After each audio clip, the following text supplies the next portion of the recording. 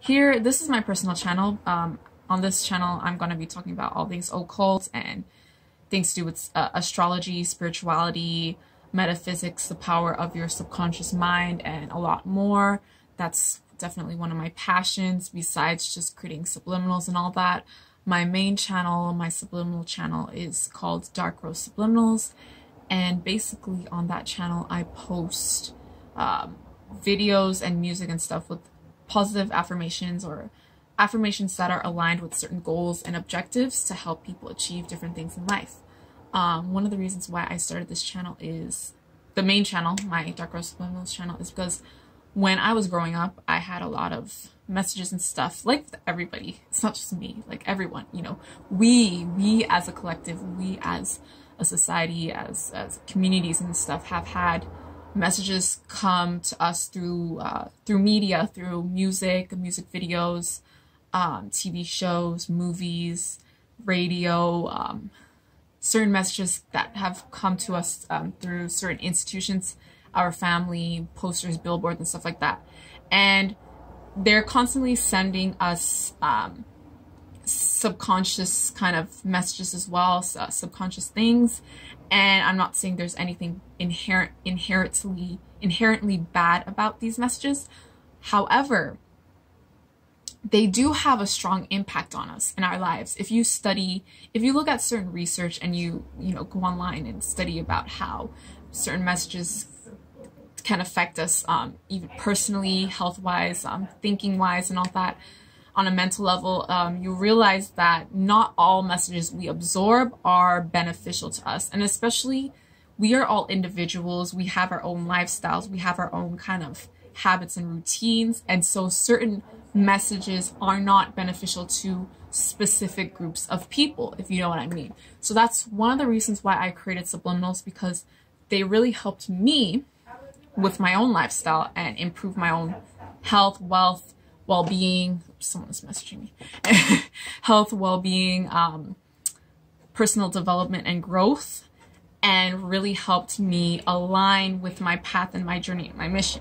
Because if I was to consume everything what everyone is saying, and you know what I'm saying, and I did for most of my life, just like with everyone, you know, if you grow up in North America like I did, I went to school in North America, and you're in the system, you need to follow everything in order to graduate. So I did that, but I was like, okay, well, what about what I want to do? You know, do I want to necessarily stay in a place and only help one specific group of people, and you know, use my degree that way and help one person, one company, one business just for the rest of my life that way? Or can I do more with my energy? Can I help more people than just one person? Can I inspire and help a variety of people achieve their goals, right? Because I really have noticed strong improvements and strong, like, positive improvements in my life because of subliminals, because of changing my thinking pattern. Like, I'm more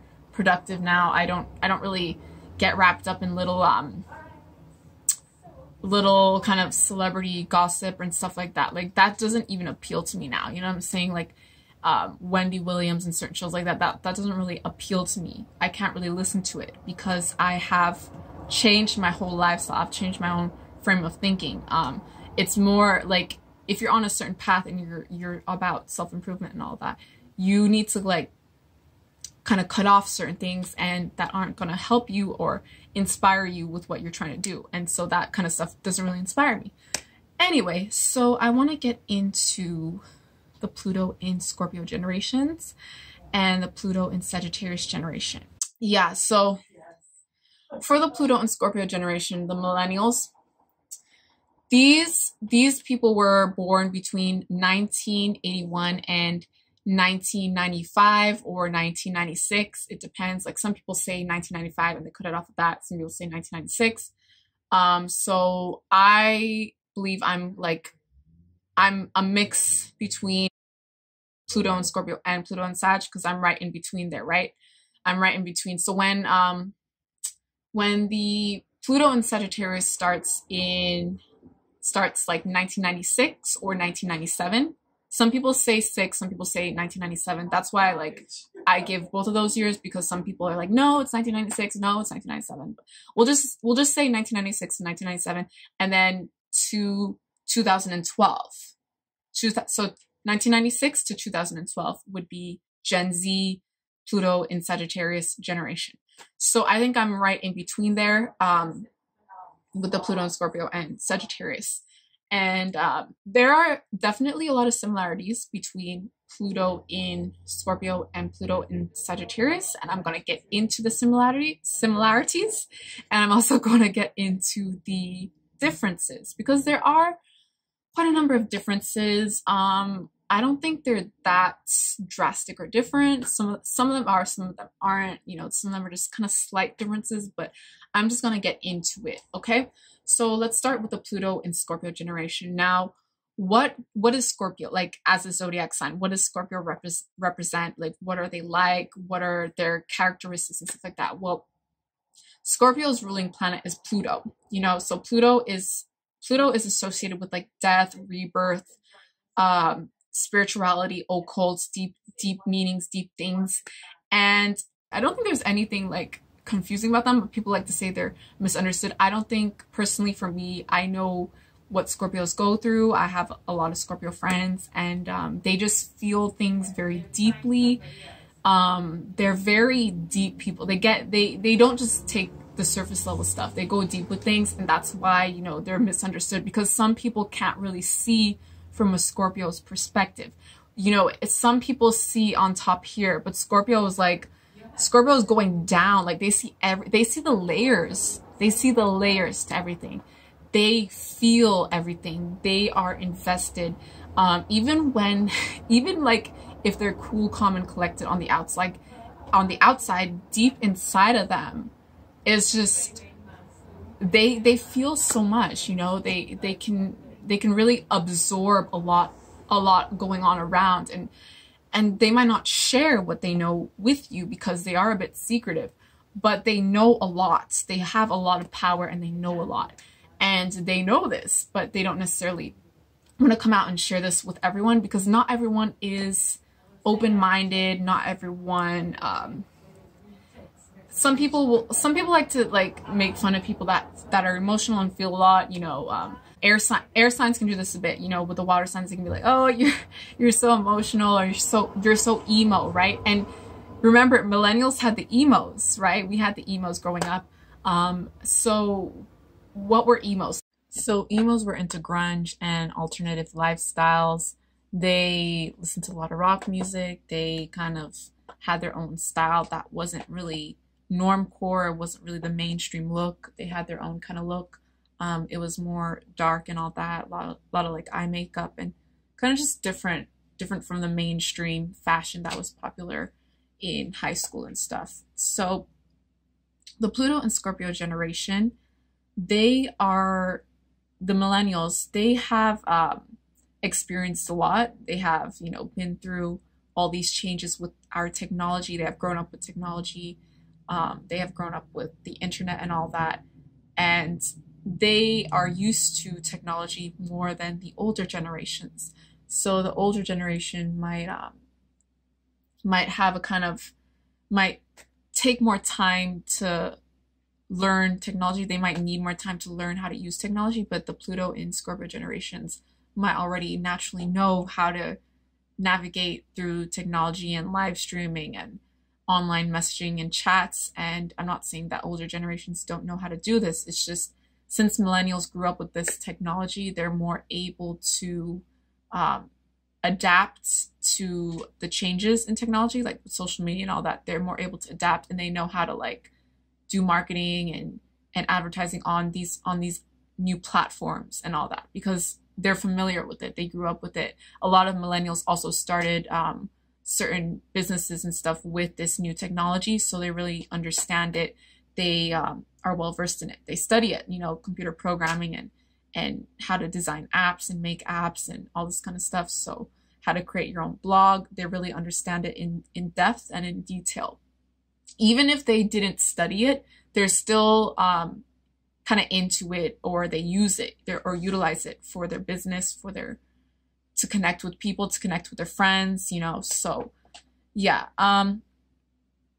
but I just want to get into what I found online when people were talking about Pluto and Scorpio, and I also want to get into my own perspective, because while research and statistics and all that are great to a certain extent, when you have conversations with people in this generation, they can shed light on things on a more personal level, on a more authentic kind of level, you know, or organic kind of level. So I'm not dismissing studies and all that. I'm gonna read out what I found, and then I'm gonna get into what I noticed when I interacted with the Pluto and Scorpio, like on a one-on-one level, in a group level, like group setting, when I would go to their events and all that, like, and I'm gonna get into it, like how my experiences with them personally, okay?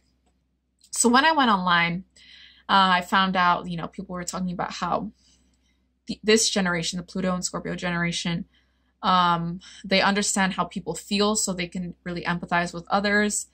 They are drawn to activities that will involve being emotional or stuff like that. What else do they say? Oh yeah, they say this generation fights for human rights and like to help the unconventional become accepted. I can see some millennials doing that. Topics that capture their interest may include the occult, sex, the mind, death, genetic engineering, and cloning. Okay. I noticed, well, personally, you know, I want to take this back to personally when I was interacting with millennials. I noticed a lot of them are into science and all that, and sci-fi. They're really into sci-fi, but so are older generations too. Like a lot of the older generations, especially, you know, some of our parents that grew up in the 1970s. I got my 1970s pants on. A lot of our parents that grew up in the 1970s, you know, they had Star Trek and all that. They really enjoyed sci-fi, and even in the 80s too, the 1980s. But they say for the Pluto and Scorpio generation, for this entire generation, it is a period of intense research and discovery in areas that were considered mysterious or taboo or remote. And the root causes for many complex occurrences will be unearthed due to the intensity and thoroughness of the search. Okay, so when I read this, basically what this kind of article or thing was saying is that with the internet, we have access to all this information. We can find out many different things. We can research certain history from the past and all that. We can go deeper than what was given to us in school, basically, because of the internet. So in school, they give you certain textbooks, they give you the curriculum and all that. And yes, there's certain valuable information in there, but it doesn't necessarily go deep with things. And of course, like I mentioned before, Scorpio likes to go deep with things. So with this generation, if you tell them something, and, you know, whether it's to do with what happened in the islands in the Caribbean or whatnot, and Christopher Columbus, and you say, oh, Christopher Columbus went along and did this and did that, and you say this to them, you know, in the classroom and all that, the Pluto and Scorpio generation is going to be like, okay, cool, that's interesting. If the Pluto and Scorpio generation person is actually really invested in this topic and wants to know more, they're not just going to take what you gave them in the classroom. They're going to go online. They're going to go on alternative media sources and outlets, and they're going to find out more about this topic and find out like what the natives were saying about Columbus and all this kind of stuff, what really went on, like the deeper. They're not just going to take the surface level stuff, because like we grew up with the internet, you know, both Pluto and Scorpio and Pluto and Sagittarius, we grew up with the internet. So, and we're constantly comparing things online. We're comparing products online. We're comparing prices online. We're comparing bloggers and influencers online. You know, everything's, you know, we're looking at different things, and we don't just take one thing and say, okay, that's the way it is. Maybe in certain older generations, they'd say, oh, that's the way it is because this one person who has authority said so. No, we are not. We are different. We will look at many different points of views, many different points of views online. and articles and research it, especially if we're very interested in a topic, especially if we're very invested and interested in something, we will do lots of research with it. So what else do they say about Pluto and Scorpio? Okay, they feel a lot. They are drawn to confrontation and crisis. Interesting. I don't think I agree with everything these articles or little snippets say about the Pluto and Scorpio generation. Like I said before, I have a lot of Pluto and Scorpio friends, millennial friends. Some of this, I don't know if the person that wrote this is from the Pluto and Scorpio generation. I don't know if they're older. I don't know if they're younger. I don't know who's writing these things. Some of it I think is valid. Some of them I'm just kind of like, I'd have to do more research. I'm not too sure. I don't really necessarily agree with everything they say about the Pluto and Scorpio generation. Let's see what else. They understand how others feel. I agree with that. I agree with that.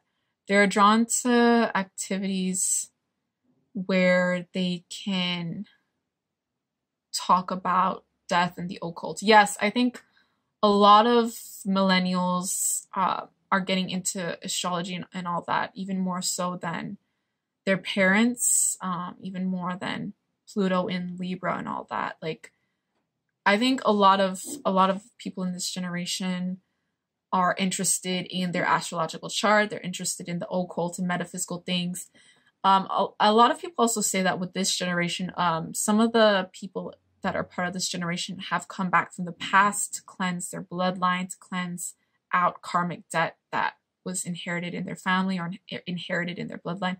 So they've come back to kind of cleanse that and kind of correct a lot of the misinformation and stuff in our lives and on our planet, and kind of cleanse that out. So that would be very difficult to deal with. But if there's anyone that can deal with this, it is Scorpio, because Scorpio is about transformation, and transformation can be painful. It can be a very tough and heavy thing to deal with. But sometimes in order to see the light, you have to go through the darkness. You have to go through, like, it's like with shadow work. You need to go through the darkness, the shadows, to be able to see the fruitful abundance and the light, at the top of the mountain. Anyway, yeah, like I said before, a lot of this, some of the things online I don't necessarily agree with. Some of them I do, but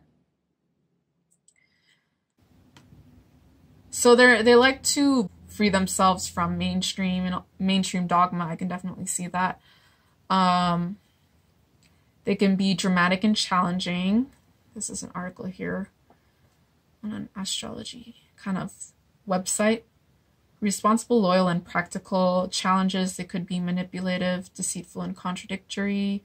Yeah, I guess it can be like that sometimes.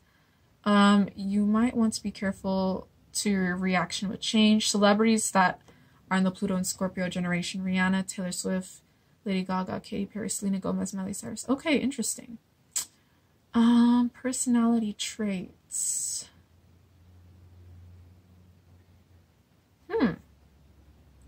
Now, one of the differences between Pluto in Scorpio and Pluto in Sagittarius is they say that the Pluto in Scorpio, the millennials, like to do things in a group, together as a group. Whereas the Pluto in Sagittarius is more individualistic. They are Sagittarius is about travel and all that. And so they say the Pluto and Sagittarius generation, they are generation of people that are into individuality, and they prefer, if they're working on something, to do it by themselves, to do it on their own. Now, with the Pluto in Scorpio, I think my camera keeps cutting off, but okay. Anyway, one of the things that I definitely agree with when I was online doing my research, one of the things that I agree with when it came to when people were talking about the Pluto and Scorpio generation was how they were saying millennials like to do things in a group. And I definitely agree that I agree with that. Compared to us, like compared to Pluto and Sagittarius, we are more individualistic. We like, if we're working on something, we prefer to do it on our own. I'm not saying that every millennial is like that or every Gen Z is like that. I'm not saying every millennial likes to work in a group, but I noticed that in school and places I was working at, definitely a lot of the millennials, people that were a bit older than me, but not like a lot older. So the millennial people definitely like to work in a group, and they kind of had this thing I noticed. I don't know if it's just me, but they had this thing, they had the kind of group mentality, like the mob kind of mentality. So they had a similar point of view, which I don't really see with my own generation. What I mean by that is when we would go out, when I would go hang out with the millennials and all that, when we would go out together and you know, socialize, go to meetings or have group things, they kind of had the same thinking patterns. It was like they kind of thought the same about things, they kind of felt the same about things. And I found that interesting because for me, I always feel very individualistic. I always felt very individualistic. That doesn't mean that I can't socialize or interact. I love socializing. I have a lot of Aquarius in my chart, so I am very social. I can talk a lot about certain things. I have Aquarius in my Mercury and Venus, so that makes me a bit more extroverted because my sun sign is Capricorn, and Capricorns are more reserved people. But because of that, I have the Aquarius, I'm definitely more interactive. And when I was interacting with these millennials, I was surprised at how kind of, you know, the mob-like mentality, or, you know, how they would come together and they had certain views. They shared similar views on things, they had a certain kind of mindset to them that was almost the same, which was very interesting to me. Because, you know, it's weird, like, if you feel very individualistic and a bit different, you know, sometimes different from others, because I've lived in different countries and all that, so I do feel a bit different to people sometimes, but I can still relate to millennials and what they're going through. But I just found that interesting, how they kind of thought the same about certain things and kind of moved together in the same kind of way, you know what I mean? But anyway, when it comes to clearing out karmic debt and karmic things that were happening in their generation, I see this a lot online play out with millennials. When millennials are online, they can get into some really heavy and deep topics. It can be things to do with racism, sexism, classism, things to do with religion and control and controlled systems from the past. So a lot of millennials are discussing this. They're not the only one, they're not the only kind of generation discussing it, but a lot of them are. A lot of them are getting back into the spirituality that their ancestors practiced. But like I said before, this isn't just millennials, but I do notice a lot of millennials are getting into this. I don't know how the whole COVID thing has affected this as well. Maybe more people are getting back into their ancestor spirituality now as well because of the COVID thing, because they feel that they've, you know, they're not really satisfied with their old system and structure and what was given to them. So maybe they're starting to get back into what their ancestors practice and all that. But I don't know if that's the case with all millennials. I know with some of them, definitely it is. So yeah, when you go online, you'll see millennials talk about very serious, heavy topics. With my generation, Gen Z, you know, when it comes to us, you know, people give us a kind of reputation, and they give this to millennials too. They tell us that we're a bit flaky. We're not really invested in things for the long run. We jump onto trend after trend after trend, and, you know, things that are trendy, and then we kind of like, you know what I mean? But I think that's the case with a lot of kind of adolescents and young people. Because back in the day when the Beatles were popular and so-and-so was popular in the 1970s, whoever, like a certain singer or actor or whoever, they would still kind of jump onto the next boy band or the next group, you know what I'm saying? So trends come and go, you know, trends always happen with all the generations. So when people tell us that we're flaky and stuff like that, I think that with young people like to jump from a lot of trend to trend. Some young people are like that. A lot of us are like that. You know, we like to jump from trend to trend. But I think that was also the case in the past as well, because like I said before, just there had a lot of boy bands, you know, in the 60s and 70s, and some people would jump from boy band to boy band, and I'm not saying they completely dismissed the boy band they were into the first time and forgot about them, but there was definitely trends in the past as well, you know, when it came to music and fashion and pop culture and TV shows. There was, you know, there was always something new coming out, something new being developed, and this is always going to be around. So the generation after Gen Z is going to have their own trends, you know what I'm saying? And it's going to be more media based as well. You know, it might have different apps, you know, that we're using. Like we use Instagram, Snapchat, Twitter, TikTok, and Triller and all that right now. But my children and people my age, like their children are probably going to be using different kinds of apps, and that's going to be trendy and all that. So every generation has their trends, and trends aren't necessarily a bad thing. But when people call us flaky, you know, first of all, you know, when it comes to Sagittarius, Sagittarius is the nomad. It is the traveler. It is the person that likes adventure and traveling. So this sign, this fire sign Sagittarius, is very into traveling and being immersed in different cultures, learning about different cultures. So a lot of people from my generation like to learn different languages. They like to travel. A lot of people from my generation also they like to live in different countries and, you know, teach English abroad. A lot of them are travel bloggers online, travel vloggers and bloggers online. There's this girl called Mary Jane. My family watches her. She's I think she's from America, a black girl. She traveled like all over the place. She was in Asia and all that, and she shared her experiences and videos on YouTube online and all that. So my family watches her, and even like my mom and all that, like people older than me watch her, you know. So and I think she's from my generation. She could be a millennial. I'm not sure. I don't know her age, but both millennials and Gen Zs are known for traveling while they're young. They don't necessarily wait for retirement, you know, when they get their retirement check and all that. They don't wait. They don't wait to travel. A lot of them want to travel, and they travel like before the whole COVID thing. They were traveling and all that.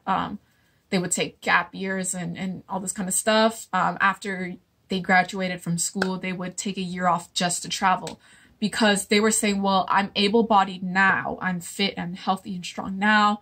I'm not going to wait till I'm a bit frail and, you know, retirement. I'm not going to wait till that stage in my life to travel. So, but Sagittarius people are known to be very adventurous and into travel and very open-minded and all that, and like to learn new things. So that's why with my generation, if you go online, if you go on social media platforms, you'll see my generation, a lot of them live in different countries where they're not citizens of that country. They moved to this country to have a different experience, to be immersed in a different culture, to learn about this culture in detail. Like a lot of people from America were living in Korea, like traveling to Korea. I remember a few years ago, you know, I listened to K-pop and stuff like that. I don't really listen to it now, but in the past I did. And a lot of people from America were moving to Korea and Japan. A lot of people have already been in Japan, but Korea was very new. So the whole they were discussing Korean culture a lot online, on YouTube and on blog sites and all that, and their experience living in Korea, because people have always been, you know, like way in the past, people were always moving to China and Japan and like Thailand and Vietnam. People were always moving, like from America, were always moving there, but not a lot of Americans were moving and living in Korea, especially like young Afro-Caribbean or, you know, Indian people living in Korea. That was like unheard of in the past, right? So this is all new, but that's what people in my generation are into. They're into these kinds of experiences and trying new things out. We're very adventurous like that. A lot of people in my generation, a lot of them are entrepreneurs. They like starting their own business and stuff, and they're adventurous in that sense as well. So they would have their own online business. They would have their own consulting business and stuff online. And older generations are doing this now, but since my generation is more well-versed with the technology, they find it very easy to just set up things online and start their online business and do blogging and have live streams and chats online. Whereas the older generation, some of them might have to take a course to learn about this because they didn't grow up with it. They weren't immersed in it like we were. So a lot of them would study about it more than us. Whereas we just kind of, we're native to it. We're native to this technology. With our generation, we grew up with social media and all that. The millennials grew up with TV and radio and TV and internet. But we didn't just grow up with internet, we grew up with the social media. So we're very like well versed with the current technology as of now. Yeah, so I also want to get into what they were saying online with our generation, with my generation, the Pluto and Sagittarius. Because like I said before, I didn't really agree with everything they were saying about Pluto and Scorpio. Some of it was a bit, I don't know, I didn't agree with all of it, but some of it they got, you know, some of it they got, like the cleansing of the karmic debt and all that. So the Pluto and Scorpio generation might seem a bit more serious than us. And I noticed that with a lot of millennials, they can seem very serious and like about certain things, and they can be very, like when it comes to LGBTQ issues and certain topics, they can be very serious about it. They will fight you online about it. Like they're very, like you can't tell them anything, you know what I mean? But with my generation, I'd say we're more easygoing. When someone has a different perspective than us, we will listen to them. We will give them a chance. We're not going to beat them down. Since we're adventurous, naturally adventurous, the Pluto and Sagittarius, we like to hear a collective of people from different cultures. Listen to what I said, different cultures. We will listen to people that are different to us. We will listen to people from different cultures. We like hearing about different cultures. We like, you know, traveling and all that. So we don't mind if someone has a different culture to us and they're speaking on something, you know what I mean? But anyway, yeah, so I just want to pull up what they were saying about us. For your entire generation, society's cherished beliefs and totems will be radically changed. Many traditional concepts will be totally altered, if not completely destroyed. Okay, well, we're seeing that now with the collapse of the systems and all that with the COVID. The rights of individuals to pursue their own course in life will be reasserted. Oh, interesting. Interesting indeed. I definitely agree with that. I definitely see it playing out currently as of now with a lot of our old institutions and structures crumbling and a lot of scandals come out, you know, in the media and all that, you know. It's a time when a lot is being revealed, but this is the age of Aquarius as well.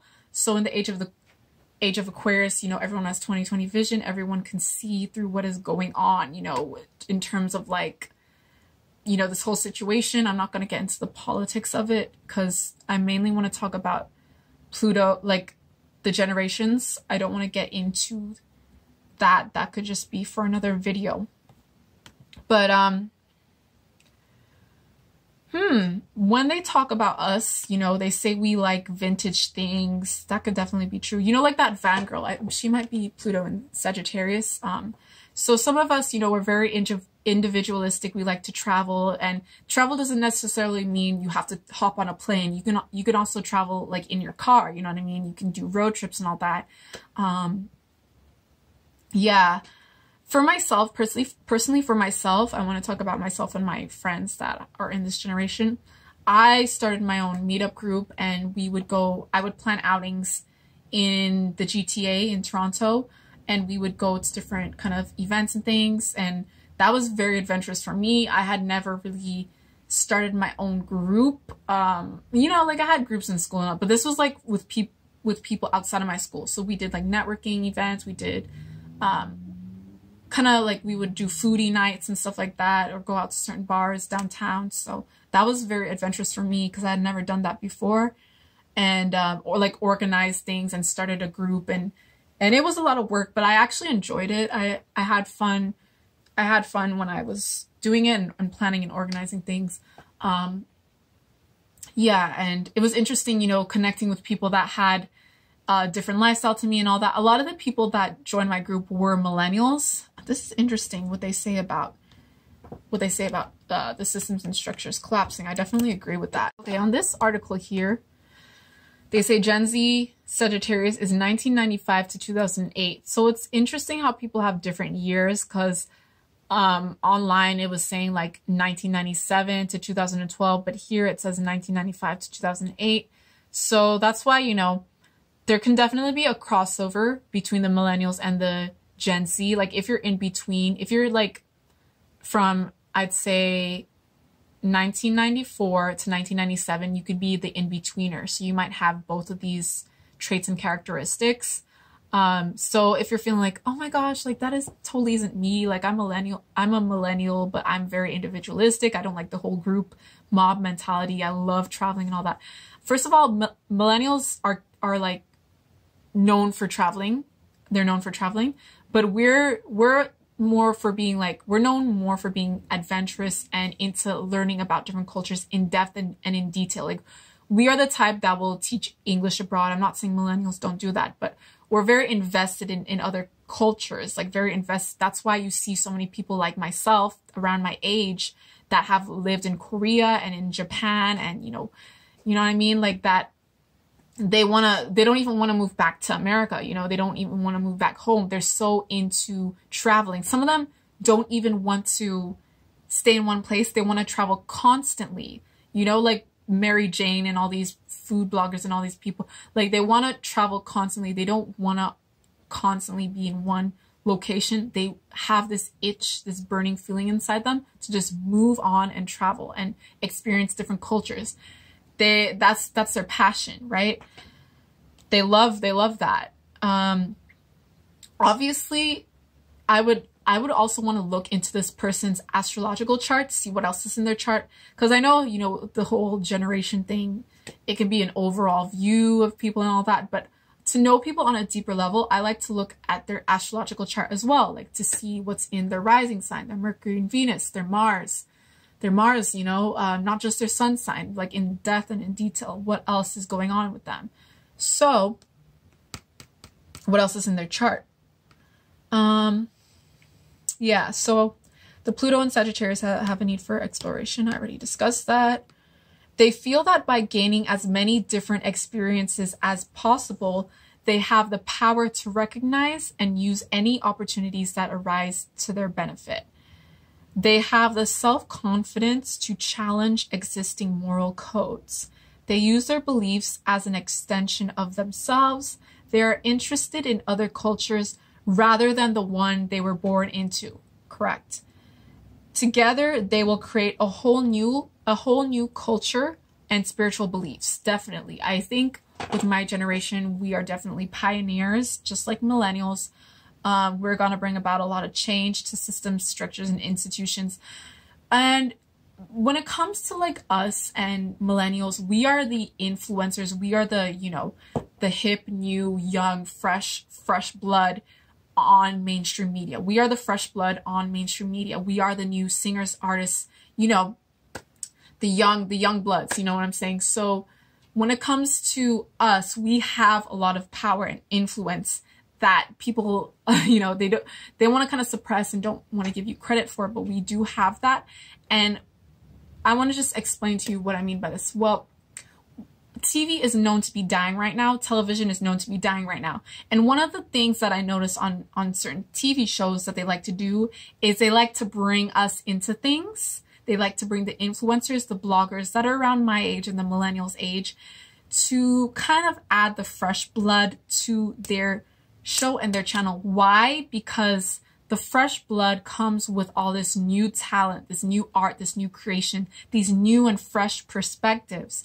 And one of the reasons why people love influencers, not all influencers, but certain influencers so much, is because we are more relatable. The mainstream pop singer, the mainstream celebrity, A-list celebrity, whoever, those people are not relatable. They're very far removed, which is why they like to bring people like us onto their platforms, onto their TV shows, so they can refresh and give the show a whole kind of revamp and add the fresh blood to it, right? And to also maintain their show, to make sure that people are still watching, still viewing, because like I said, TV is dying.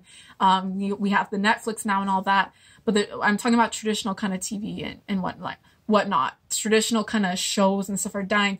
So if they want to keep up, they have to keep up with the trends. And the trend right now is the influencers, the bloggers, vloggers, live stream people, the fresh blood like myself, and the millennials.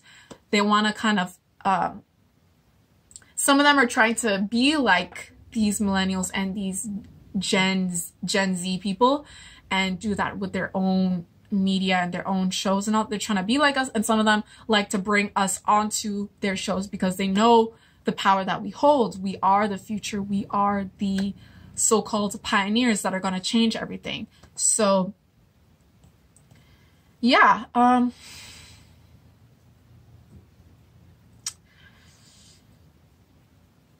we are able to see the truths in our situation. Sagittarius.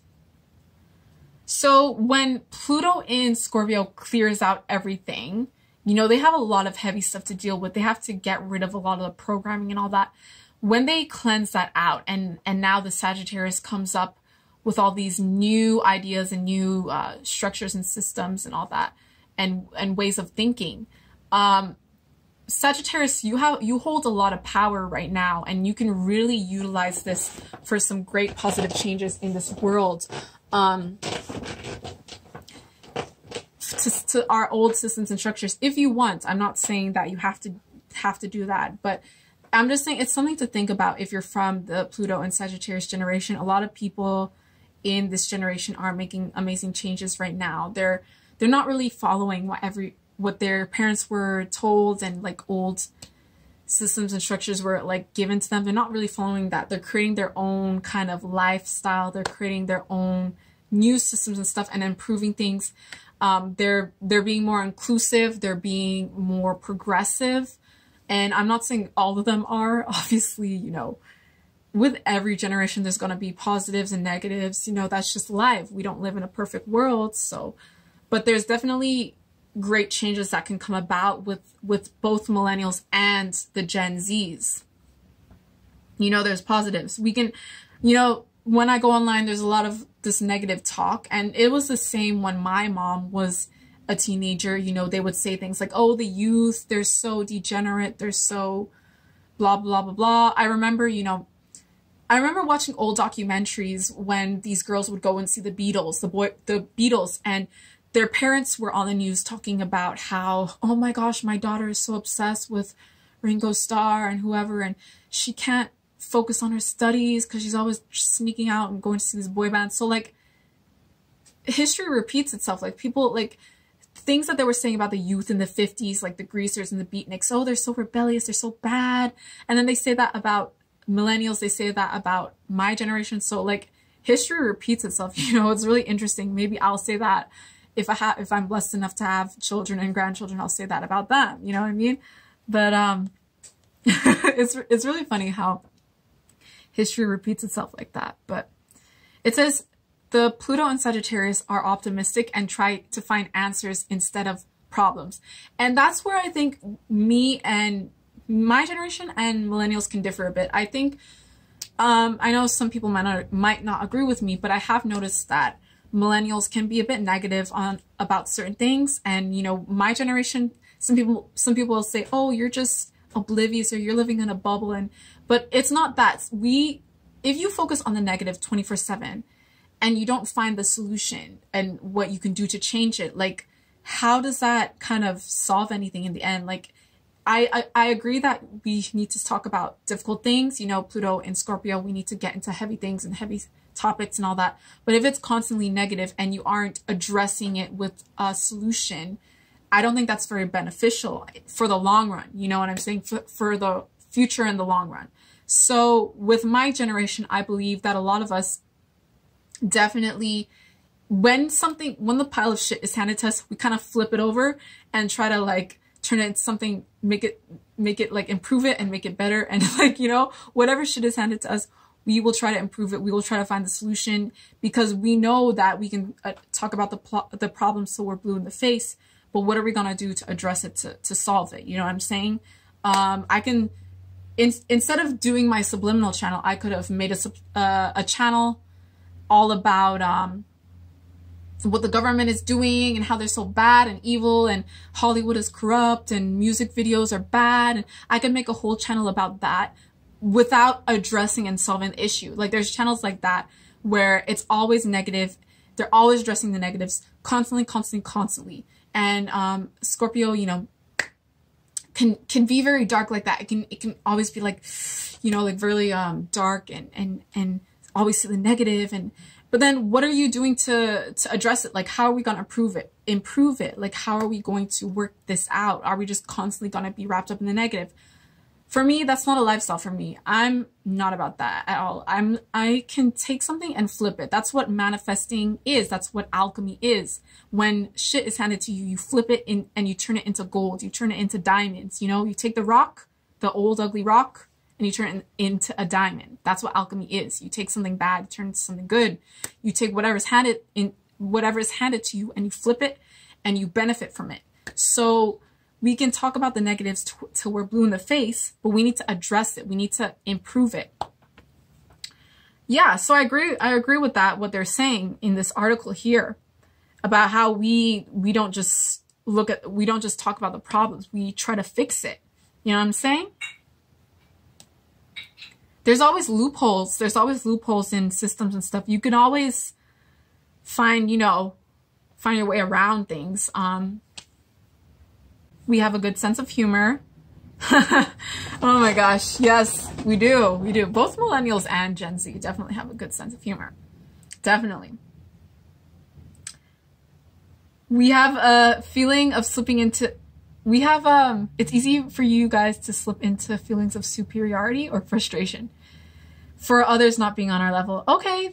Yeah, maybe we do. I guess we can feel like that sometimes, but I think at the same time, we can still feel like other people and hear about other people's perspectives. Because if you're into travel, usually, I know some people travel and they're not really, they go in with their blinders on and they don't want to immerse themselves in the culture. Like there's some people that are into that like when they travel, they don't want to necessarily interact with the locals or, you know, go to certain places. They want to just stay in the resort. But for my generation, like I said before, they want to immerse themselves in the culture. They want to live. They want to live in the different culture and experience it. They want to learn the language. They don't want to just stay with the tourists who look like them and are from the same culture as them. So when you kind of immerse yourself in a completely new culture, it's a new system, a new even way of like living. When you do that, it opens up your mind to different perspectives. That's one of the best ways to open up your minds to different perspectives. You know what I'm saying? Because it's a whole new lifestyle. It's a whole new place. And the weird thing is though, like you don't even have to travel that far because I'm from Canada originally. I have Caribbean heritage, but as soon as I go south to the border in the US, it's like, for me, it's a completely different culture because Canada and the US, yes, there's certain similarities, but there are a lot of differences. So when I interact with people there, I do definitely feel like I'm in a different country because Americans are quite different to us, Canadians. Canadians are a bit more reserved and introverted, I feel anyway. And I live in a city in Canada, you know, I live in Toronto and they're still a very introverted. But when I go to say New York and Los Angeles and stuff like that, people in America are, in my generation, are a lot more extroverted than Canadians.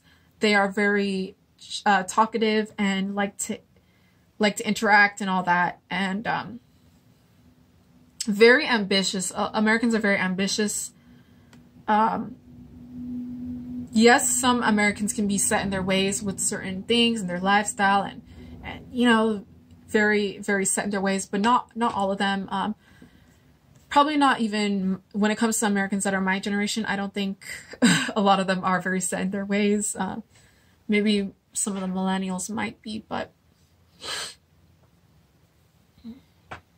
So it says, I'm noticing that a lot of the articles, when they're talking about Gen Z, they say how they can be quite sensitive and are large advocates for structural change and seek different kind of lifestyle than what was normal before. So yeah, a lot of negative kind of discussion about the millennials, but that is not really surprising, because I remember when I was even a few years ago, even like when they were talking about millennials a lot, it was a lot of negative news about them. Interesting. People definitely confuse us. They definitely confuse the millennials and the Pluto in Sagittarius generation. And that's understandable. I mean, some of us are even like on the cusp, you know, in between. But like I said, with the whole group thing with the millennials, that can be really quite evident. And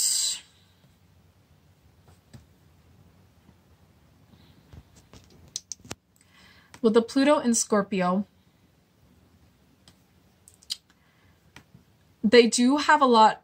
I think like the reason why they can be very outspoken and very angry sometimes is because they have a lot to deal with. You know, they are waking up. A lot of them had to wake up and realize things, you know, that were lies. And Pluto and Scorpio generation had to go through a lot of changes because they had access to the internet and all this information. They were discovering a lot of lies that were given to them when they were younger, and they had to relearn a lot of things, and that can be a hard thing to deal with. It can be hard if you have Scorpio in your chart, that comes with a lot of heavy kind of emotions, sometimes a lot of deep kind of things you have to discover or uncover. You have to uncover, because Scorpio is like associated with the underworld and shadow work and all that kind of stuff. So when people say, oh, the millennials and stuff, they're a bit angry and emotional and all this and negative and hate and angry, and you know, they had to deal with a lot, you know what I'm saying? When I'm reading these articles now, it just like I feel like the people don't really feel from this person's perspective, from the Pluto and Scorpio's perspective. Like they don't really feel what they're going through, you know what I'm saying? Like they're just you know what I mean? They don't understand. So when you're past, like your ancestors have been lied to and all that, and you have to be the one to kind of break that cycle in your family, like that can be really hard to deal with. Your family might not even understand you. Your family might think you're completely crazy, like, oh my god, this person is crazy, I don't know what they're talking about. But you know, a lot of Pluto and Scorpios have to go through that. They have to kind of break that cycle of thinking. Okay, so I found a nice website where they really get into detail with Pluto and Scorpio and Pluto and Sagittarius generations. It's called i.thehoroscope.co. Co. So I really liked what they had to say about both the Pluto and Scorpio and Pluto and Sagittarius. So they say that those born under the Pluto and Scorpio transit are free-spirited individuals who want to explore the world and see it for what it truly is. They don't abide by most societal rules and don't recognize the authority of someone who tries to limit their freedom. So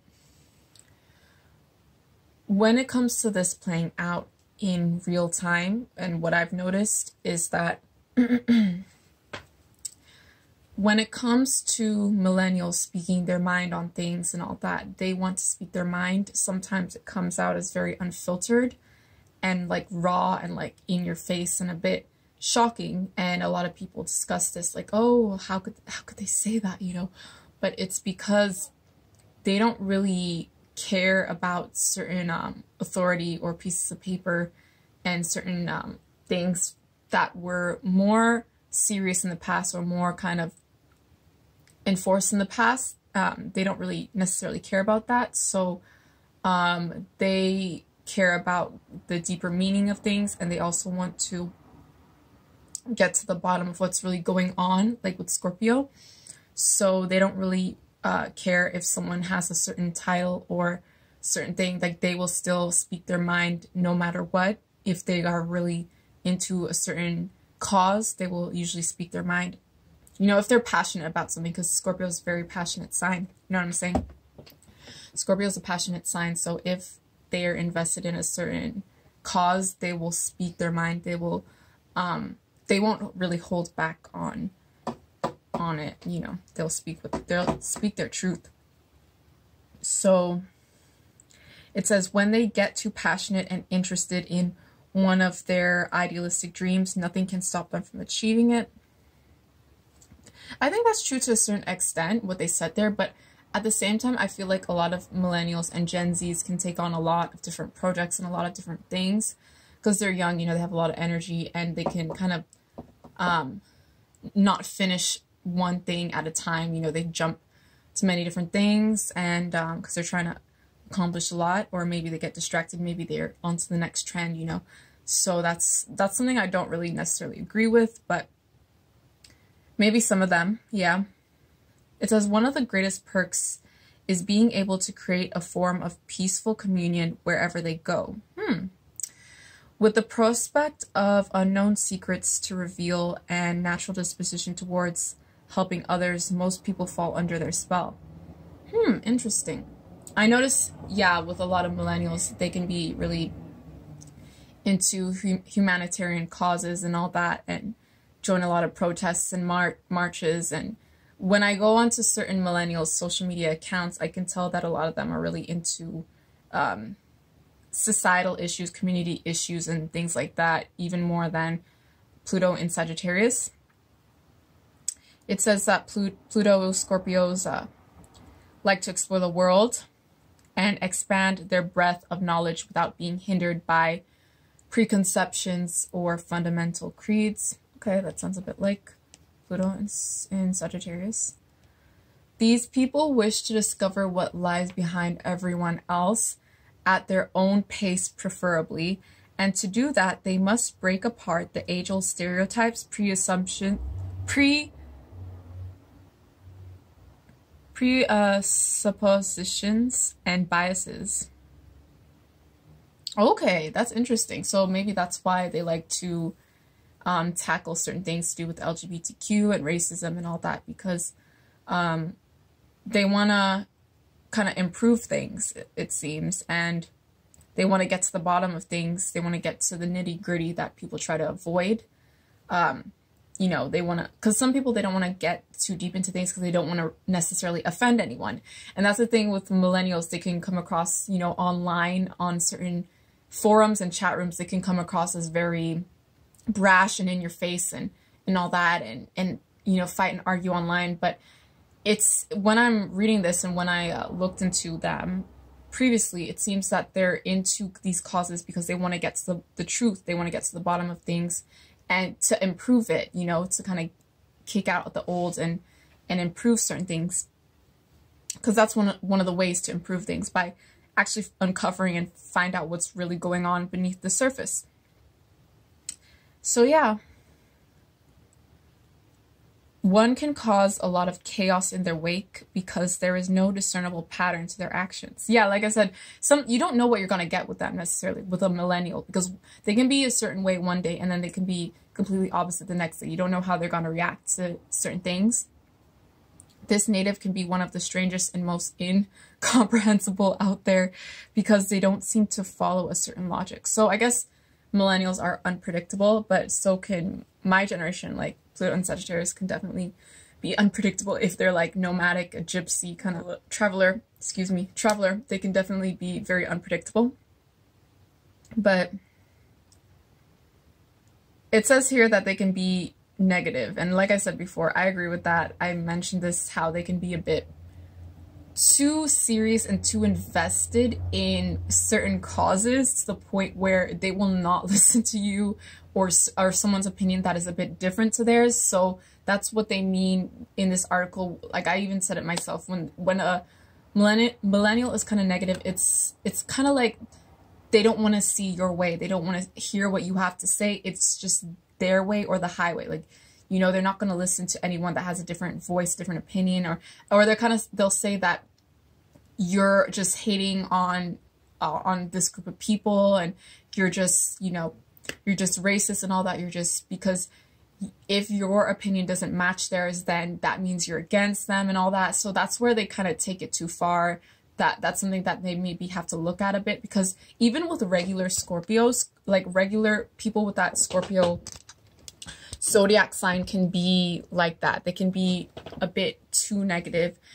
They can be too like judgmental and into drama like that, or kind of cut people off and make people enemies without them doing anything. Like the person could just have a different point of view, and the Scorpio might be like, oh, I don't like them anymore because they have a different point of view and it doesn't match mine, and my point of view is superior.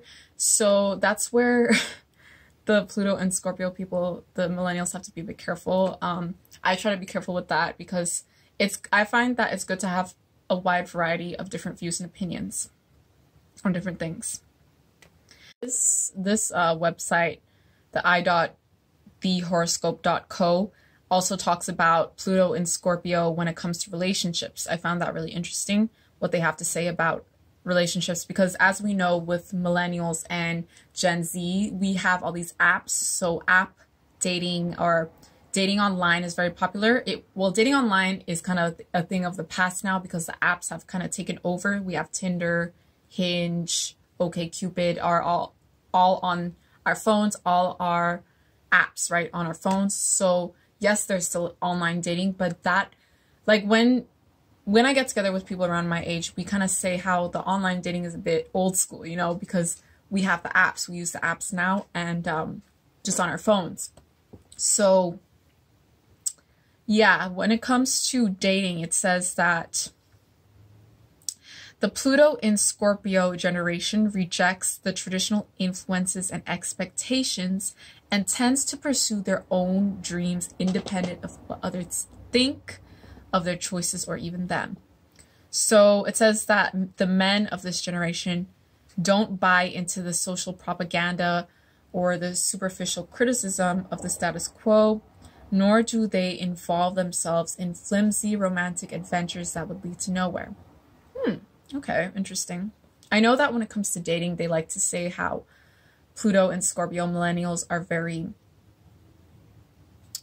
flaky when it comes to dating. You know, they're just in one relationship, then it's like a hookup culture, you know, for them. They use the apps to hook up, and they never totally invest in relationships. They're always hooking up and all that. So Pluto and Scorpio women, what do they say about that?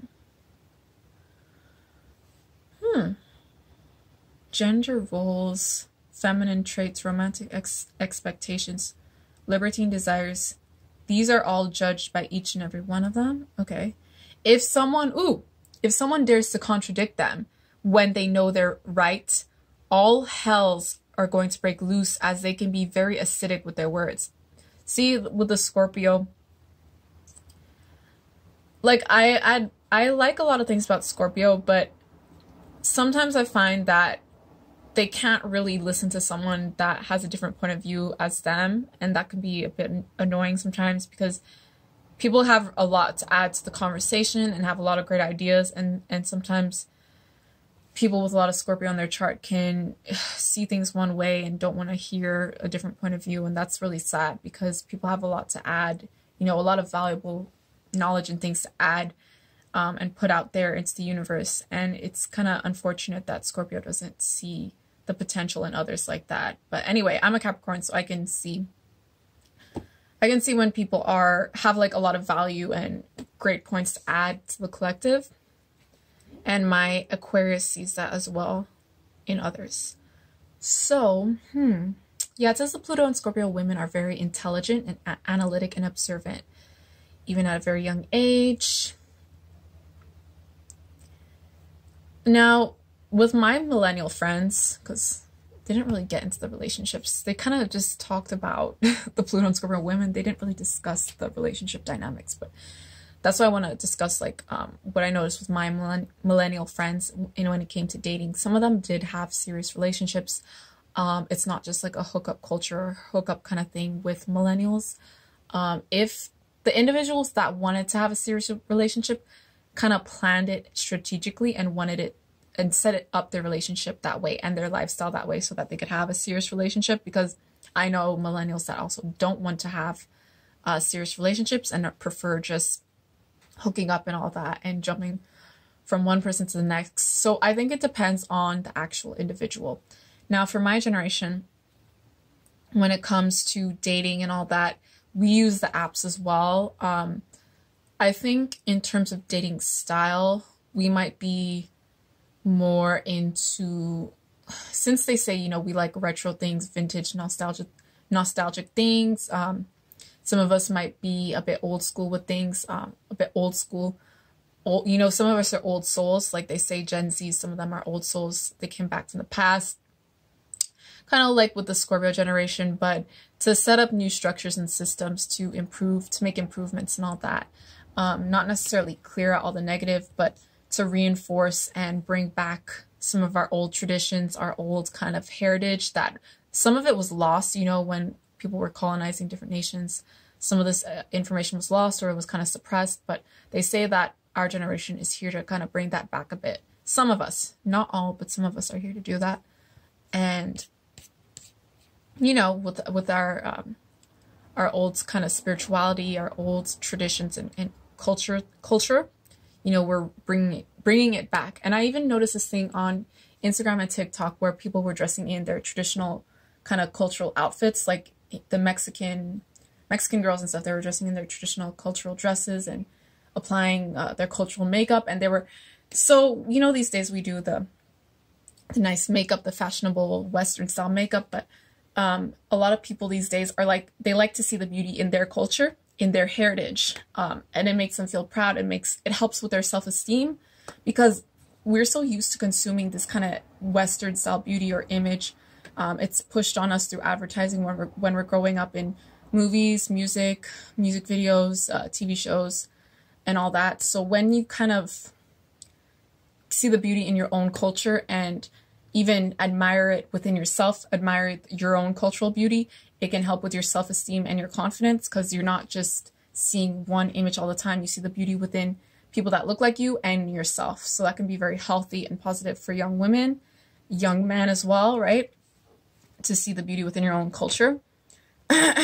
So I want to see what i.thehoroscope.co has to say about Pluto and Sagittarius. It says that they're trustworthy, resourceful, and spiritual, definitely. Challenges, superficiality and lack of tact. Yeah, we can definitely be a bit superficial, especially with the social media and our influencers and all that, and makeup and whatnot. But I mean, who gave us this technology? It was people older than us, you know, that developed this technology. So I don't know why they're complaining, you know, about these young people and all that, because you kind of gave us these robots and these toys to play with, you know. I remember in school we had to use the internet and use our laptops for certain projects and things. So I mean, we were kind of pushed into this. So when it comes to like the whole narcissism on social media and all that, that has been normalized in our society to a certain extent, and we have to realize that and not just push the blame on one generation when we have institutionalized and brought this technology to them and handed it to them, or made it normal and integrated it into our workplace, education centers and community centers and all that. We can't just push all the blame on one generation and dust it off like that. You know what I'm saying? Yeah. So it says that we have a free-flowing personality. They're always searching for the next adventure to partake in. Yeah, I can see that happening. They like to travel to exotic places. Oh yeah, like when I go online, and a lot of my friends, they like to travel. They like to go to exotic places and take photos and try the food and all that, and go out and enjoy the nightlife of certain countries and places. And older generations like to do this as well, of course, but definitely with my generation, because with social media, it's like it's given us access, you know, to places visually, so then we feel like we want to be there in person, because we are so connected to everyone all over the world. We can see how this person is living in South Africa. We can see how this person is living in New Zealand. And then we want to go there and experience it for ourselves. Like, it really excites us. It really excites people within my generation, you know? Yeah. And also traveling has become a lot affordable, right? So especially now in this day and age, before the whole COVID thing, I'm talking about when everyone was traveling, travel has become very affordable. So you don't necessarily have to be extremely wealthy. Like travel in the past used to be a luxury for a lot of families, but now we have certain package deals so people can get not only like a nice cheap flight ticket, but they can have a package deal where they get a tour bus thing, and they get a certain venue at a specific hotel, and they have a buffet and all that. So there's lots of package deals now, lots of kind of groups that go and have these nice trips and package deals together. So yeah, travel has become more accessible for a lot of people compared to in the past. Yep. Let's see. Yeah, so they say that we're open-minded. We're a bit spontaneous. They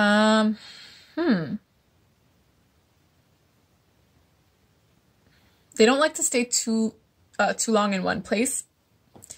And they don't like when someone tries to control or dominate a situation. That's definitely true. Like as individualistic people, you know, Pluto and Sagittarius, we don't really like when people try to assert dominance and say like, this is the only way. And, you know, like the whole kind of Hitler thing, like that doesn't really fly well with people like us, because we don't like to be in a controlled space, in a controlled frame, or controlled mind or pattern of thinking, you know. That doesn't really help or motivate or inspire us at all. Like, it's just too restrictive. So I can definitely see like Pluto and Sagittarius, like if they encounter and interact with someone like that, they kind of like dip. So yeah, obviously, you know, this video is getting to be quite long, but I wanted to get into this discussion in detail, or discuss this in detail, you know, get to the nitty-gritty of it, as a Pluto and Scorpio would do, right? So let's move on to Pluto in Sagittarius when it comes to dating and relationships. I'm gonna read what the article says, and then I'm gonna address it from my own perspective and what my friends have been through, my Gen Z friends, and how we are when it comes to dating. We, I think, are a bit different to millennials. I notice with my millennial friends, I don't want to get into the article just yet because I want to just say this first.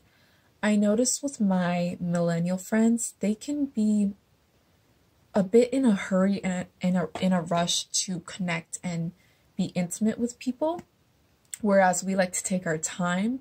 We are since we're so individualistic and we like to do our own thing, we don't really jump into relationships unless we are a bit insecure and think that we need someone to feel a sense of self-worth and self-esteem. Like, we don't really jump into relationships like that. Like, we rather be friends with someone. Like, I think with Sagittarius is you need to be able to keep up with them and accept them for who they are. And even if they're a bit like wacky, even if they're a bit adventurous and all over the place, you need to still be able to accept them. Otherwise, they're not gonna, you're gonna clash, right? If you can't accept them for who they are and their passions and adventurous goals and their ambition and stuff like that. If you can't accept that in like Sagittarius, the Sagittarius is gonna find you annoying. Also with Sagittarius, they can get bored easily. So with my generation, that's why people say, oh, you guys are flaky and stuff, because you can get bored. You jump from trend to trend. You don't stick to one thing. Maybe it can be like that for some people in my generation when it comes to relationships. They kind of like flip from one person to the next. But what I notice with my generation is they don't necessarily want a relationship. There's been a lot of articles and studies that talk about this, how some millennials and a lot of the Gen Zs don't want to be in a relationship, and in fact they avoid having relationships with people because they're so individualistic, they're so into a specific lifestyle to the point where they actually have enough fulfillment in that lifestyle. Now, from when I read these articles online and it's coming from an older person's perspective, and they might like have certain preconceived notions about my generation, they kind of like to say how we are socially awkward, we are flaky, we are this and that. And whereas I see it as we are individualistic, we have a certain lifestyle, and we know and understand that not everybody is compatible with our lifestyle. Therefore, we avoid dating these kinds of people because we know we're going to clash. And so in order to avoid any kind of, you know, awkward situation, you know, we rather use our time and energy to something more productive. So when it comes to dating and all that which costs money and all this kind of stuff, we would rather use that time, energy, money, and all that to put that into our goals and put that into our business, put that into our travel, put that into our travel experiences, because dating is always going to be there. But I don't know if I'm always going to be able-bodied, able to travel, able to go to this country, that country. So a lot of my friends, some of them had relationships, some of them actually never had a relationship. And some of them now, they're like 19 and in their early 20s. Currently, as of now, they're in their early 20s. And people say, you know, if you're in your early 20s, that's a time to date and have boyfriends and hook up and all this kind of stuff. But I actually have a lot of friends that are like doing their own thing, like no relationship, no dating, no nothing, because they're fulfilled enough. That's the thing with older generations. They like to say, oh, you guys are socially awkward and blah, blah, blah. But some of us are fulfilled enough in our own lifestyle, in our own path and journey. We're so passionate about certain things, like our own lifestyle, that we don't necessarily need a relationship to feel satisfied, to feel a sense of belonging, to feel accepted and all that. We know that in previous generations, it was more socially acceptable or socially normal to be in a relationship. Like if you weren't kind of in a relationship, people would like question like, why aren't you in a relationship? Like, what's going on? Like, what's wrong with you? Like, they would say things like, are you okay? You know, like, are you okay being by yourself? And so how's your dating life going and all this? But the thing is, though, you don't necessarily need someone to feel fulfilled and satisfied. There are benefits to being in a relationship, and I acknowledge those benefits. There are numerous benefits, and I can get into that, but this is not what I'm talking about right now. I'm talking about why a lot of us are choosing to go solo. When you think about a backpacker and you think about a gypsy and a nomad, are these people always surrounded by a whole group of friends and stuff like that? That's why we kind of differ from millennials, because millennials like to be in groups and they like to go out together and all that. But for us, you know, as individuals, and I can't even group us together because we're so different. Like, I'm completely different to my other Gen Z friends. They're into completely different stuff to me. Like, some of them are gamers, some of them are painters, some of them are teachers, some of them are into science, they're nurses, doctors. So we're all completely different, and I can't really pinpoint every single person, but when it comes to dating and relationships, we don't necessarily need someone to feel satisfied and to feel comfortable. There's benefits and there's perks to having a relationship, but we don't depend on that. And especially if we're on the go and traveling, like, not a lot of people are okay with that. Like, a lot of people they'll be like, oh, why are you always off doing this and that, and you're always so busy and you never have time for me. Like, so that's why that's where things can get complicated with us, because we are so individualistic and not a lot of people can deal with that. And not a lot of people are okay with that, even though people like to say, oh, I accept everyone. And like, even like some millennials, I remember when I was in high school, a lot of millennials, I would be talking to them during lunchtime and they're like, yeah, we're pro this and pro that.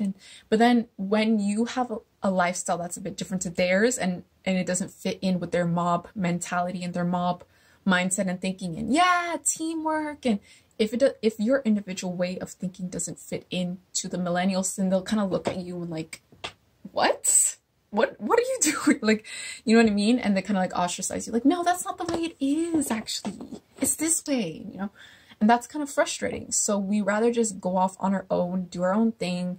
If the millennials don't like it, that's cool. You know, there's no bad blood between us, because we're not very confrontational in that sense where we need to assert our dominance and all that. We just go off and do our own thing. We're very detached. We're kind of like Aquarius. You know, this is the age of Aquarius. We are the youth, the young bloods of the age of Aquarius. So when we're going off detached and doing our own thing and not really emotionally attached to you guys, to you older generations, all that. Like, that's just who we are. We can't really help it. If you have a problem with it, I'm sorry. Sometimes that's just who we are. It's not like we can't really do anything about that. We can maybe see from your perspective, but if you don't respect and understand us, don't expect us to stick around and put up with your, you know, your gaslighting or your manipulation and your kind of abuse. We're not going to put up with that. We're just going to leave you there and just not even look back. You're not going to register with us, because with us, we like our freedom. We like our freedom to express ourselves. We like the freedom to be who we are. We're not going to hide who we are. This is freaking 2020. We're not going to hide who we are. The blinds are off. The blinders are off. We see everything right now, perfect, clear vision. And if you can't accept us for who we are, and this goes for dating as well, we're not going to be around you. We're just going to close the door. We're not, if you're energy vampire, manipulator, narcissist abuser and all that, like, we're just going to pretend you don't exist, because we know your game already. You know, we grew up with this. We grew up with all the information we know about relationship dynamics, all this kind of stuff. Even though people say we're socially awkward and stuff, we're just listening to you and what you have to say and waiting for you to reveal who you are about yourself. And once you show us who you are, your true colors, we're out. Like, if your true colors are evil and controlling and manipulative, we're out of there. We're not going to put up with your bullshit. So that's the thing with us, you know, the nomads, the gypsies, when it comes to relationships. Okay, you know what I'm saying? That's how we feel. Now let's get into what the article says. So,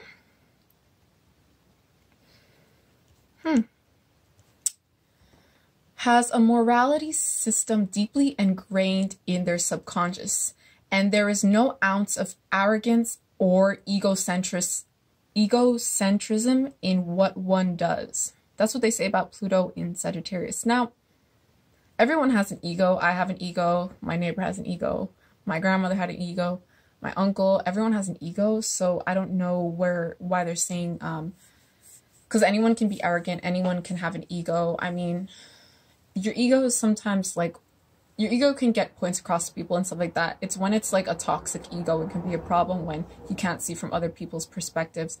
So, I don't know, like, if everyone in my generation is like perfect like that, in a sense like that. I think it depends on the individual. So that kind of thing that they said there is a bit of a generalization, because everyone does have a bit of an ego. Some people have more ego than others. Okay, this native's most glaring flaw is that he never fully thinks about his next course of action, instead letting it all come naturally. This lack of self-awareness and planning may get anyone in trouble. Okay. Right. So if a Pluto and Sagittarius individual is very go with the flow, and doesn't really care about structural, formal planning, say like maybe a Capricorn person or Earth sign Virgo, and would be very meticulous with planning. But see, with Sagittarius, it can be very spontaneous. Like, Sagittarius energy is very spontaneous, and if you don't really plan things, you know, that might lead to some altercations and bad things, or confusion, or, you know, instability, because you haven't really planned things. But that's the thing with Sagittarius, it's unpredictable sometimes. You don't know what you're going to get with a Sagittarius. Yeah, so I see what they're saying there. I've seen that with people within my own generation. Sometimes they don't really think about the bigger picture, so they might go on a whim and try something out and see how it goes, and then they might fail, but at the same time they might actually be really successful while doing it. So there's benefits and positives to actually taking risks in life, and I think that my generation definitely likes to take risks.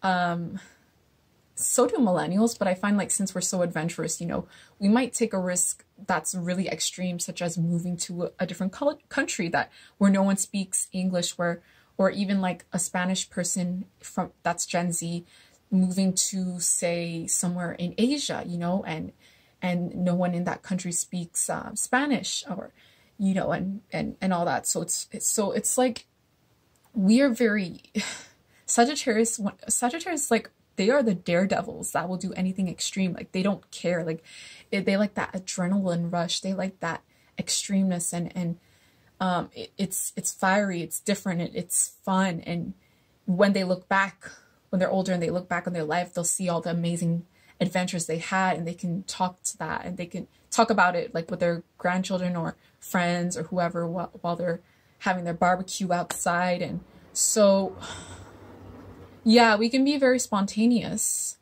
People don't necessarily know what's coming when they see us. They're like, what's going on? Like they're sometimes confused and all that. But okay, so let's get into the love.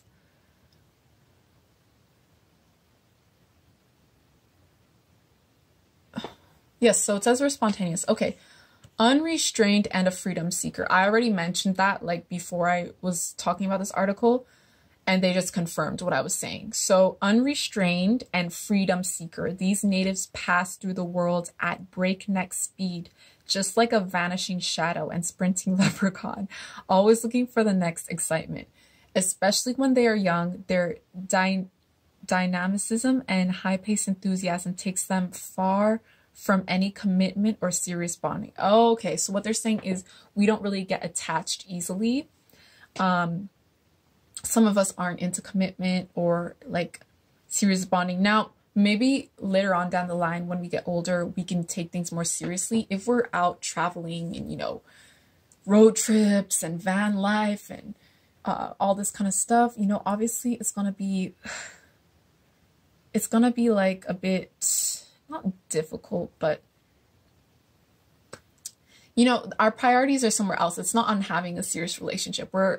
Our priority is kind of like experiencing things, having adventures, being young and in the moment, right? And learning about new things. So it says that this doesn't mean, okay, they say that this doesn't mean that the Plutonian Sagittarius never takes a relationship seriously, because they can become reliable and even slightly romantic. If we are old souls, and a lot of us are, we can definitely be romantic, nostalgic, you know. Look at what I'm wearing. I'll show you what I have here. That to me represents a Pluto in Sagittarius. This is kind of like a 1970s skirt, and you know, we like the vintage.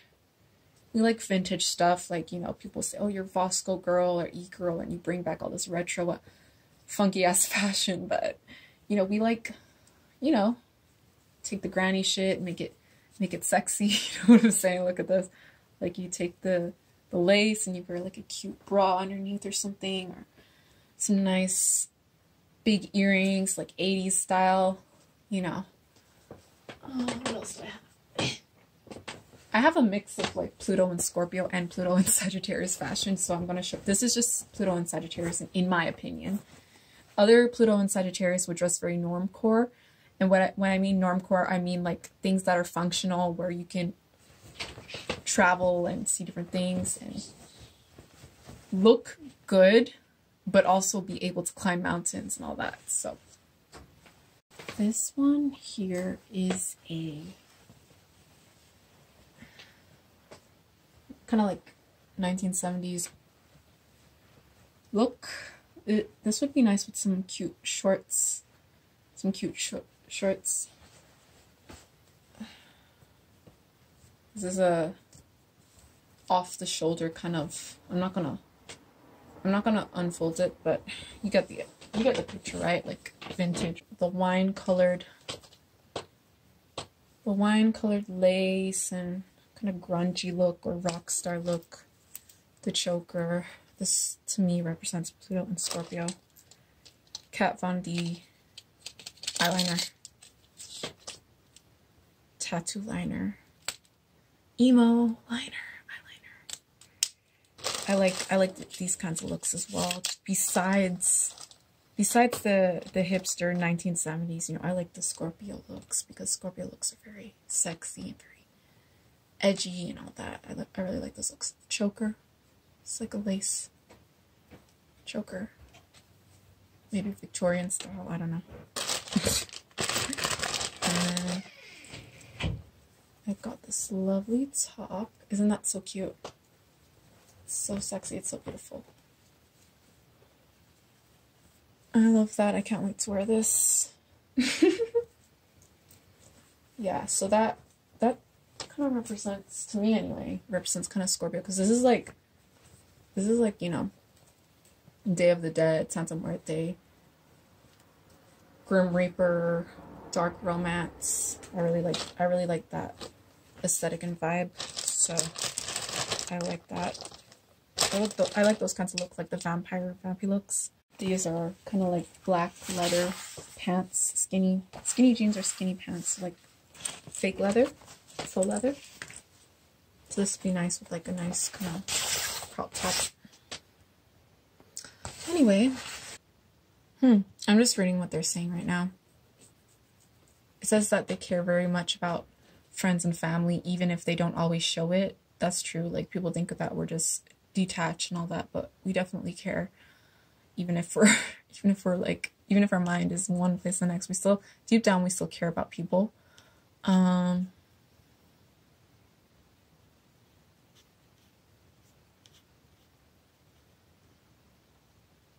It says, Pluto in Sagittarius women were blessed to break apart the barriers of gender boundaries.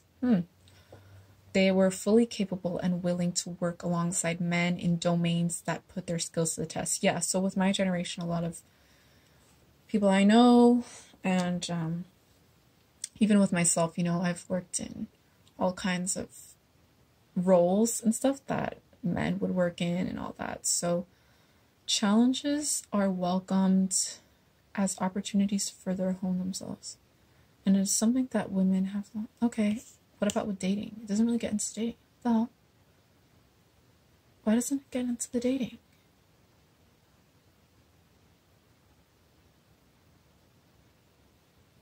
The modern Plutonian Sagittarius women are also very aware that it's not a bad thing exposing your feminine traits and even some weaknesses, but actually an advantage most of the time, something they should be proud of.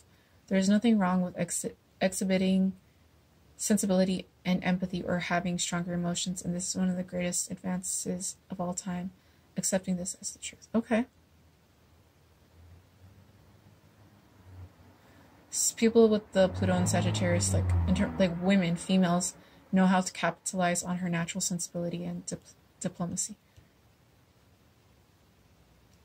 Challenges are welcomed as opportunities to further. I feel like they could have gotten into the relation dynamic more. Okay, well, I can address it.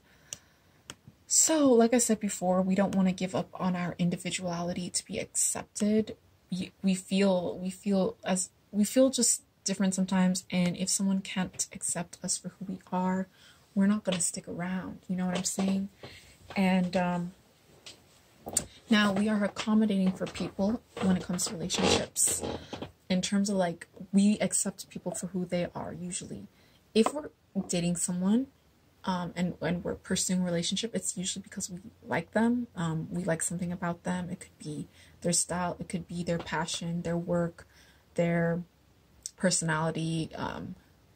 It can be if they're funny, you know, it could be anything really. But the thing is, though, if you can't accept us for who we are, we're not gonna accept you and be there for you, basically. So it's like, you know, the thing has, like, the energy, the relationship dynamic, you have to reciprocate your energy to us, and we have to reciprocate that back to you, and that has to be known. Otherwise, it's not going to work out, because we're not going to compromise. Usually, like, if someone's adventurous and into a certain lifestyle and you ask them to change, and because you don't feel comfortable with yourself or you feel insecure, and you say, oh, well, the way that you live is wrong, or I just don't agree with it, maybe you should change this. We're not going to change for you, basically. If we're changing something, it's usually for ourselves. I know that can sound selfish, but if we're changing something, it's for our own personal development and growth and all that, and maybe to attract someone that's high quality in terms of dating, in terms of relationship. Yeah, so if we're changing anything about us, it's usually to tweak our lifestyle and adjust things in our life so that we can achieve certain goals, or have certain experiences, because we are all about experiences as Pluto and Sagittarius. When you think of someone who's into travel and all that, and recently I've been looking into a lot of blogs and on social media just to see what people around my age have been saying, and a lot of them say that they like experiences, fun experiences, and that doesn't necessarily mean they have to travel and go all over the place, but they were saying how they prefer experiences over material things. And I don't think that's the case with everyone who is a Gen Z, because obviously when you look at people like us on social media, we are into frivolous things just because material is an extension of us as humans. Material things are extensions of us. It can, like fashion and all that, makeup is creative. It can kind of reflect how we feel on the inside. And so we are young, and young people tend to get into frivolous things because, like with all the generations, there's always trends that come and go, and the adolescents and the young adults like to engage in those frivolous things because that's kind of part of being young. You know what I'm saying? That's kind of ingrained in our culture, and in even in our pop culture. So I think with each generation, each youth, they're going to be into the frivolous things just because how they kind of follow the trends, how they engage with the trends. But I also noticed with the Gen Z generation, what I found really interesting is that they I've noticed that they have a lot more interracial dating. And I'm not saying that interracial dating never happened. Obviously it did. But in places like Europe and North America, where um, people in these locations weren't necessarily dating outside of the race before, or it was just seen as more taboo or not as accepted as other countries. For example, in the Caribbean, some people in the Caribbean were mixing for generations back. Like my grandmother has friends who are mixed. My grandmother had a friend who's Asian and black, like mixed, and she's old now. So whenever I go to Trinidad and I visit my family and friends and all that, you can see she's Blasian. She looks very, very like mixed, but she's older. So it depends on which country, of course. But I'm just saying, in terms of like America and Europe, like people weren't necessarily mixing in these places, and even in Asia, like in some Asian countries, people weren't really mixing with people that weren't from their culture or background. So if someone's adventurous, like Pluto and Sagittarius, if someone's adventurous and they're trying to integrate themselves in another culture and experience different things, well, when it comes to dating outside of the race, some of them would definitely be open-minded and into that, right? Because if you want to really get into someone's culture and stuff, dating is another way to find out more about a different culture, because they can teach you things that you never knew about. They can take you to the local food spots, and like not the generic tourist places. Like if you're dating someone outside of your race and they're into their culture and all that, they can actually take you to the places that are like where the locals go, that aren't tourist zones, where you can get the authentic experience, like the real experience. And they can share things with you that you might not have known about. Because when you join a tourist group and a kind of travel company and all this, and they take you to specific spots and locations, they kind of like section you off from the locals a bit, or they kind of have this, you have to interact with the locals only in terms of like buying their goods and kind of so it's a very like one dimensional kind of relationship. But if you date someone from a different culture, and you might like spend a lot of time with them and go out with them for a few weeks, a few months, you'll really get to know what their culture is like, especially if they're invested in that and they want to share that with you. Obviously, not everyone wants to be like maybe like a tour guide or has time, and they might not have enough time or and stuff like that. But some people, if they really want to share, things with you, they'll take you around and they'll take you to the local spots, and you can engage with people on a more natural level, the locals on a more natural level, as opposed to like the tourist interaction where you're just buying stuff and you're just taking photos and sightseeing and just saying hi and that's it, but you're not really having conversations with people. And so that's what I notice with the Pluto and Sagittarius is there's a lot like sometimes they don't really factor race into like in terms of dating. It's more about what experiences can I have with this person? Where can I go with this person? Like, what can we do together? It's not really necessarily about race unless they grew up in a very conservative family where race was something important. Like if the family placed a lot of importance on race, then that Pluto in Sag, that Gen Z individual will kind of be a bit restrictive or place restrictions on themselves when it comes to dating, because they'll be like, oh, well, I don't necessarily want to date someone that looks different to me or from a different culture. I just want to date someone who is the same as me.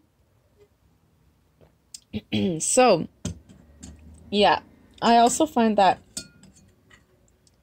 the Pluto in Sag, the Gen Z, can teach the older generations, because since they're so some of them are so detached from race and all this kind of old programs and old ways of thinking, they can kind of teach their elders to be more easygoing and enjoy life and not take things so seriously, because, and that's the thing, like a lot of people don't understand that, but because they just like to be themselves and express themselves, and they don't necessarily care. Like my generation doesn't necessarily care about fitting into the moral code of things.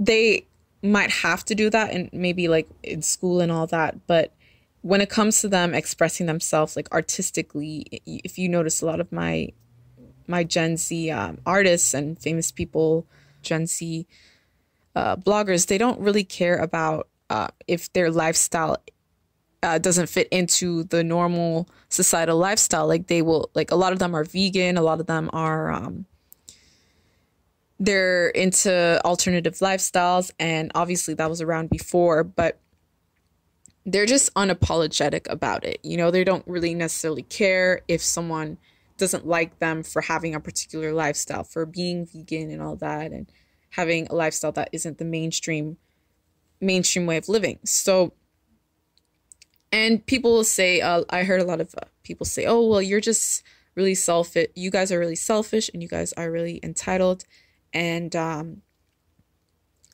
you don't think about anyone but yourself and all that.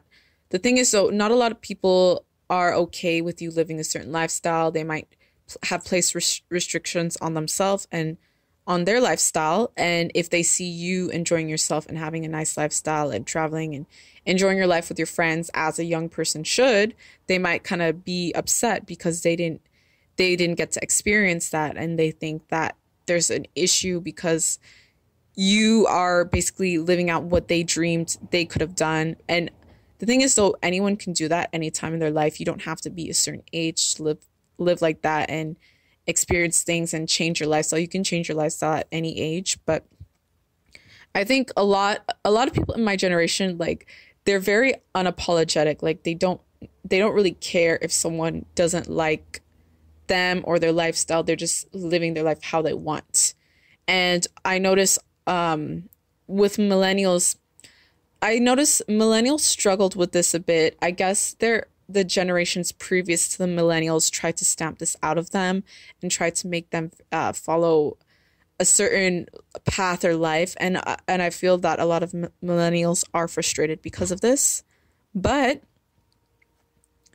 some millennials do, or they still have and still do go down a lifestyle that they want, regardless of what anyone thinks or what anyone says. But I do find that a lot of their kind of anxiety, pressure, and depression and all that can stem from this a bit, how they're not really able to express themselves, or they feel, they feel so much, and they feel deeply about things, and not everyone understands them like that. But yeah, so interracial dating, I didn't really find that the blogs and the sites I went on, I didn't find that they discussed this a lot in detail. And, if you look at the TV shows currently as of now, with people my age, with the Gen Z people, you can see it playing out, like all the interracial dating. And then they have shows like Grownish and Mixedish and all this, and other TV shows. I don't really watch a lot of TV or Netflix. I'm more so, I personally, and a lot of people around my age, like to watch YouTubers, vloggers, people traveling. I like watching people that travel for food, like food-wise, that travel and eat the cuisine of different countries and different places and cultures. So I like to watch more people that I can relate to, as opposed to traditional TV shows. And I think that's the case with a lot of people in my generation and millennials. I find that we are changing this whole media thing, this whole entertainment culture, and what we consume in terms of entertainment. We are changing that because we don't like the traditional TV shows where everything is set up in a certain way. We like the more organic, natural, authentic people. We like people that are just being themselves and showing what they do in their day-to-day life. Like, people these days vlog themselves going to the grocery and stuff like that, and people are quite happy to just watch that because it's just more natural than the whole set up TV show. It's more organic, it's more natural. It's just them doing their day-to-day life, and people feel more connected to people like that because it's not edited, it's not revised, it's not a script, it's just them being who they are. So that's why that's becoming more popular now. Like, that's becoming more, and the celebrities are trying to transition into this and being on the social media. And well, actually a lot of them are transitioned into it now because they realize that people want to actually know them on a more personal level and not on a made up character level, scripted level. So things have really changed, and my generation is definitely like that as well. Like, we love people just vlogging themselves, just doing what they normally do, and just being silly and random, and it doesn't have to be serious all the time. Like, we don't take things seriously all the time. We like to just watch really random stuff and support really random things. We don't, that's why a lot of the old things are crumbling, the news and all that, because we're not, like, life doesn't have to be serious 24/7 and like restrictive 24/7. You can have a little fun, you can go out and do things and see new places, speak to new people, and all that. So yeah, I'm just trying to think of what else I know with my generation in terms of dating. I think I covered everything. I think I covered everything that the articles left out. But with the Pluto and Scorpio generations, I noticed that with a lot of the media in the early 2000s, like Y2K, and the late 90s, you can see those Scorpio elements in a lot of the TV shows and the pop culture and media. For example, they had grunge music in the 90s and all that. So they had Nirvana, Alice in Chains, and whatnot. But in terms of the TV shows, I remember, they'd have TV shows like Charmed, Buffy the Vampire Slayer. They'd have movies like The Craft, with the witches. So lots of themes that involve magic, occult, vampires, Supernatural. Oh yeah, they had Supernatural. Supernatural started. And so the Pluto and Scorpio would have been adolescents, young adults when these shows were playing out, when these shows were on air, basically. So those shows and those kinds of media things, Evanescence, Linkin Park, those have a lot of deep, dark themes to them, gothic rock themes. And that's very Scorpio, right? And a lot of sci-fi and all of that. And when it comes to my generation and what they consume, yes, some of them consume TV shows and all that. But like I said, nowadays on TV shows, you see a lot of interracial couples and interracial dating. And that's very popular right now, or it's very shared out in the open right now. Whereas the TV shows that I just mentioned, like Buffy the Vampire Slayer, what else? Just those shows back in the past, from the 90s and Y2K, I didn't see as much interracial dating. I'm not saying they didn't have. They definitely did have a few shows and movies with interracial dating, but those shows in the past, like, it was very, like, the people would date within their own race. And, in Scary Movie and all that, and horror movies, Scream, and on certain movies from the past, the characters would date within their own race. I'm just trying to think of other shows from the Pluto and Scorpio generation. Oh yeah, there is one where it was like interracial. It's Romeo Must Die with Alia and Jet Li, but they didn't really show the relationship dynamic in that movie because, I think this movie came out in 2000, before she died and all that. This movie came out in the year 2000. So the Pluto and Scorpio people would have been young adults during that time. And so that movie, it was supposed to have like a kind of love story, but I don't think they wanted to include it because they thought it would be offensive, which is interesting for that time because I thought things were more progressive in that age. But anyway, The Matrix was also another really popular movie. And that's a very Pluto and Scorpio movie as well, like The Matrix. That gets into some really deep things. 1999 with Keanu Reeves and Lawrence Fishburne, Carrie-Anne Moss as Trinity. So that movie gets into some really deep themes and discussions and topics. And the original book that was written by a Black woman who wrote The Matrix and all that, she wrote this book. It was obviously before the 90s and all that, so she wrote it a while back. But the movie itself, like, if you look at the movie, it's very, like, it has a lot of Scorpio elements in it because Scorpio is into the occult. You know what I'm saying? Like, Scorpio is into the hidden meanings of things, uncovering truths, uncovering mysteries, solving the mystery and all that. So yeah, so The Matrix, Charmed, Buffy the Vampire Slayer, Evanescence, Linkin Park. Yeah, all these kind of things, you can see the Scorpio in that.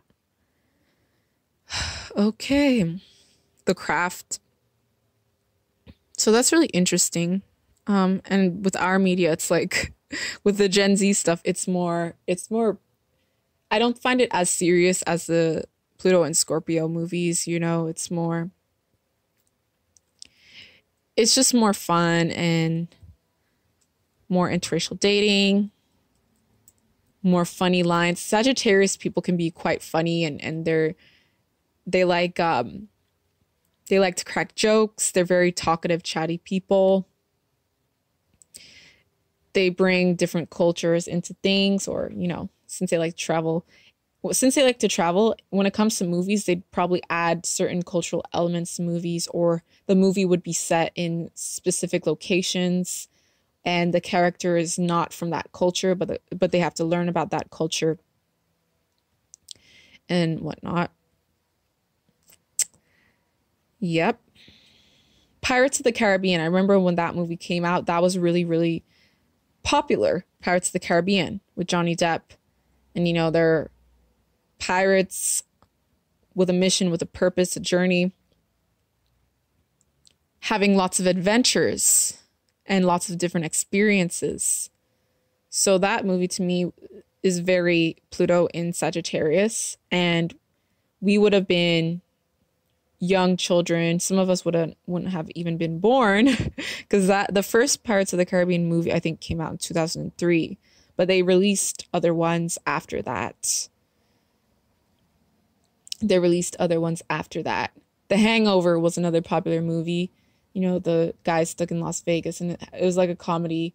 So we like funny stuff. We like random stuff. We don't take ourselves too seriously all the time. Yeah, so